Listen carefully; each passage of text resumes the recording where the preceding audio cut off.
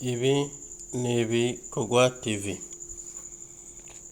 Muntu utarakanda subscribe, turagusabye ukanda subscribe uze uronka amakuru n'amavideo aba kuri Ibikorwa TV. Mwese ndabaramukije abakunzi ba Bikorwa TV. Uyu munsi turi kuvuga ku gihugu ca Mali. Mali ni igihugu cakoronijwe n'abafaransa, hanyuma imbere hakaza kuba independence imaze kuba umuperezida wa mbere yabaye Modibo Keto mu 1960. Capital city ikaba yitwa Kimbuto yavuce mu 1950 itariki 20 mu kw'icenda. Umuperezida wa mbere yatowe mu mategeko atahuwe mu 1991 kugeza mu 1992. Ubu umuperezida ayoboye akaba ari Baha Ndau. Rero uyu munsi wadutangaza inkuru zibabaje. Hakaba hari ibitero vy'amagayidi vyateye abantu twokwita ko ari abasirikare ba UN. Batewe 4 barapfa, abandi benshi umubare udatahurika barapfa, akaba ari abasirikare ba UN. Munisama yavuze yuko kwa gatanu igitero cateye cababaje abantu benshi, abantu benshi barakomeretse, abandi barapfa. Kuva ku birometero 200 uvuye ku mupaka wa Algeria no kuva kuri Chad. Mali yagengiswereye n'ibitero vy'amagayidi bivanye no kugwanya leta bishimikije ku ntwaro ya Kisilamu. Abasirikare ba UN basizwe muri Mali mu 2013, 13 bavuye mu bihugu bitandukanye, bikaba byavuye ku mupaka uva mu gihugu ca Hasara, kuva mu buseruko bwa Hasara. Nuko bakunzi ba Bikorwa TV mudukurikirana, mugire subscribe ntimuzoze muracikwa n'ibindi biganiro tubagezako. Murakoze. Duce tuja mu gihugu ca Uganda. Amini yari umukuru w'ingabo muri Uganda, akaba yakoreye mu gisirikare c'abanyamerika muri Uganda bikiri mu bukoroni.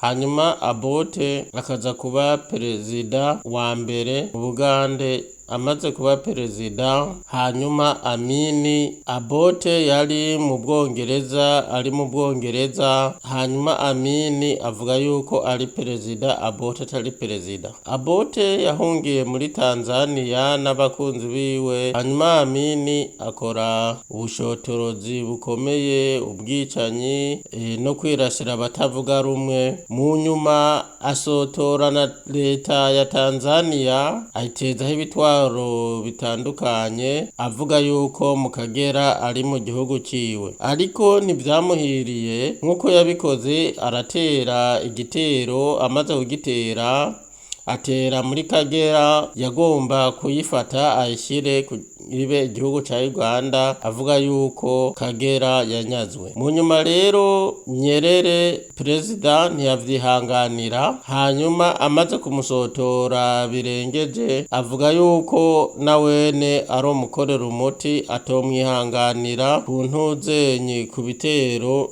yakoze. Nyerere yunganije abasirikare, arabigisha urukundo no kugwana, bose bahuje uwo bagwanya uwariwe. Rero ko vyagenze, Nyerere nawe nyene yariyunze, yubaka igitindo ku Kagera kija mu Bugande. Abasirikare barakimbiya, baragwana, baracindwa, bamwe barafatwa, bamwe barafungwa. Nk'uko Amini yari umugenzi wa Muammar Gaddafi, yari yamutije indege 2 z'ibigwanisho ziraraswa. Zimaze kuraswa, nuko abanya Uganda bagenda baravuga yuko Tanzania ari umuvyeyi, kugeza aho Amini vyamukomeranye, bimaze kumukomerana afata indege aja muri Libya nk'uko Kadafi yari umugenzi wiwe bakorana na leta, yavuga yuko yari nk'umuvyeyi wiwe mu bisanzwe. Nuko leta imaze kujaho, hanyuma Tanzania isubizaho Abote imukura muri Tanzania aba nk'umuperezida. Amaze kuba perezida yayoboye imyaka 6, amaze kuyobora imyaka 6, hanyuma Yoweri Museveni Kaguta akaba ari umunyankole wo muri Western Mbarara, nawe abona yuko atagushira no kwizana biri muri Uganda, afata intwaro. Amaze gufata intwaro rero yaragwanye aracinda Abote ava ku butegetsi. Amaze gufata ubutegetsi, Yoweri Kaguta Museveni asezerana abanya-Uganda bakorera akabakorera nk'abagande. Nuko murakoze, ibi nibyo biganiro tugarukirije aha uyu munsi. Abifuza gukurikirana amavideo, ibiganiro vyabaye hirya no kw'isi no hino, mufyonde subscribe muze mubironka uko bugezweho. Turabashimiye cyane gose abayikoze n'abatayikoze. Vyari Ibikorwa TV.